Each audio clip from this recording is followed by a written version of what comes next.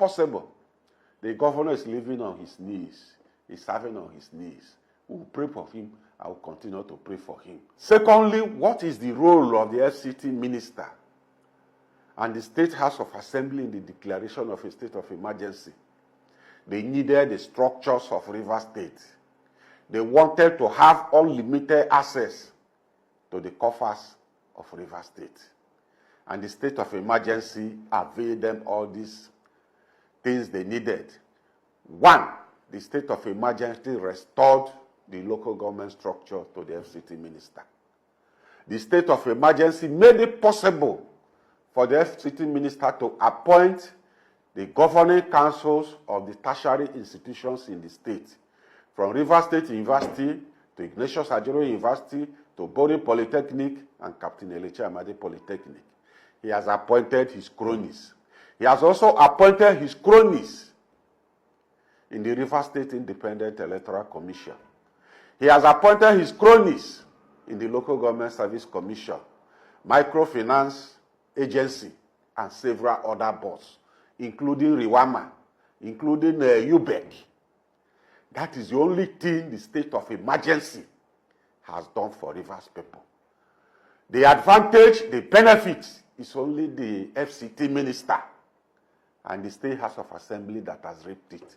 As far as I'm concerned, Rivers people doesn't reap a single benefit from the state of... My people, what's happening in Rivers State right now is something that continues to shock both political watchers and everyday citizens across Nigeria. The situation between Governor Sim Fubara and his predecessor, now Minister of the FCT, Nyesom Wike, has become one of the most talked about power struggles in recent political memory. And today, we are looking at the new statement that has caused fresh waves. Robinson Nnam Ewhoh has revealed how Wike completely conquered Rivers State and even claimed that Governor Fubara is now living politically on his knees. Now, listen closely. This one is deep. And before we go further, if you're watching right now, please make sure you hit that like button, share this video, and subscribe to the channel if you haven't done so. Because what's unfolding in Rivers politics right now will help us understand how much influence one man can still hold even after leaving office. According to Ewhoh, a public affairs analyst, what's going on is not just a misunderstanding between a former governor and his successor. He said this is a full political chess game, carefully planned and executed by Wike himself. He described how Wike built structures so strong that even after moving to Abuja as the Minister of the Federal Capital Territory, those structures still answer to him in Rivers. He said, and I quote, "Fubara is now on his knees, not because he wants to be, but because he has been surrounded on all fronts." That statement got everyone talking. People began asking, how did Wike manage to maintain this kind of grip? Well, let's go back a little. During Wike's 8 years as governor, he didn't only control projects, he controlled loyalty. Most of the political appointees, the lawmakers, and even several local government chairmen today were Wike's own picks. So when the political crisis started between him and Fubara late last year, the same loyalists found themselves torn between two camps. The new governor, who holds power constitutionally, and the old boss, who made their political dreams possible. If you're still watching, please take a second to like this video and subscribe. It helps more people see what's really going on in our political space. Now, back to the story. According to Ewhoh's statement, Wike's political network in Rivers is like an empire, one that Fubara inherited but can't yet control. He explained that while Fubara holds the title of governor, most decisions, alliances, and movements within the political structure are still influenced by Wike's people. The analyst went further to say that what's happening now is not a simple fight, but a show of strength, where Wike wants to prove that even from Abuja, he can dictate the pace of governance in Rivers State.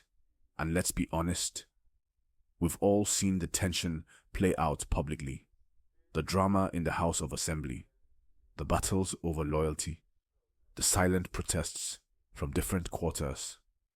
All of it shows that there's still deep division. Remember when the assembly members who were loyal to Wike tried to impeach Fubara? That was the turning point. It exposed how divided the government had become. But what Ewhoh said next really caught everyone's attention. He claimed that Wike set specific targets for Fubara to keep him politically weak and submissive. He alleged that part of this plan was to ensure that Fubara couldn't build his own political base without clashing with those loyal to Wike. He described it as a master-slave kind of arrangement, where one man holds the remote and the other just operates within limits. Now, think about that for a second. What does that mean for the people of Rivers State? If the governor is being limited politically, then decisions for development, welfare, and even peace may all be affected. That's why this story is drawing attention across the country. And if you're still with me right now, please don't forget, hit that subscribe button if you haven't, and let me know your thoughts in the comments. Do you think Governor Fubara should fight back more openly? Or should he keep trying to maintain peace and avoid chaos in the state? Let's talk about it below. Now, Ewhoh didn't stop there.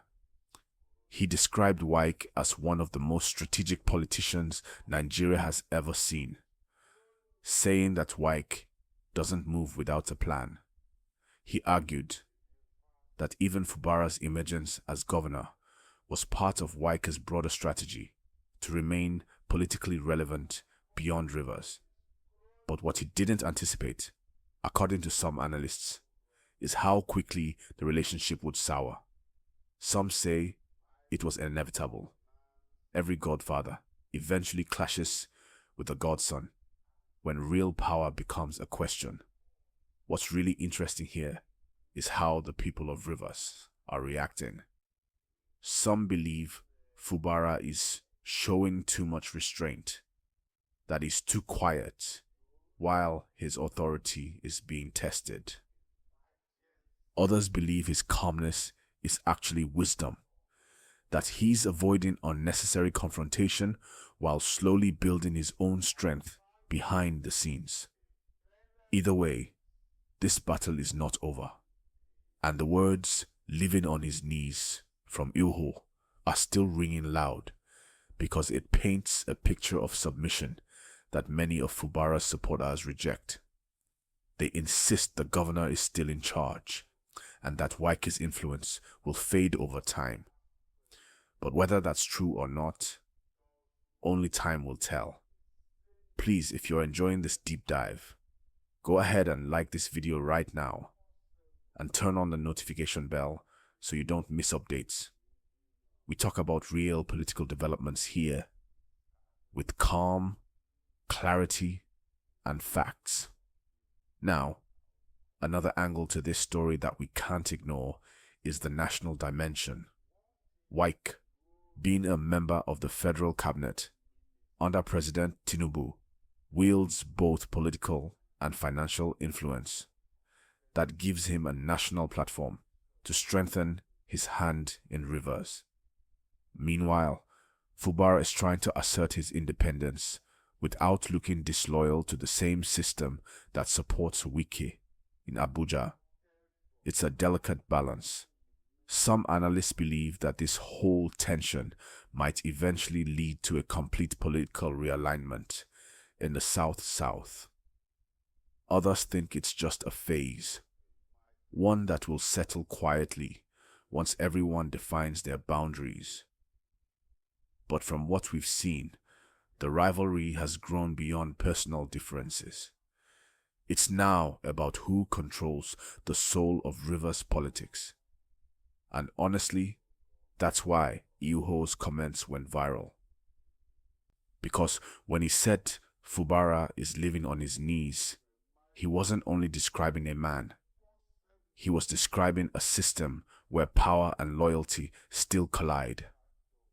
Before I continue, please pause for a moment. Click that like button and subscribe if you're new here.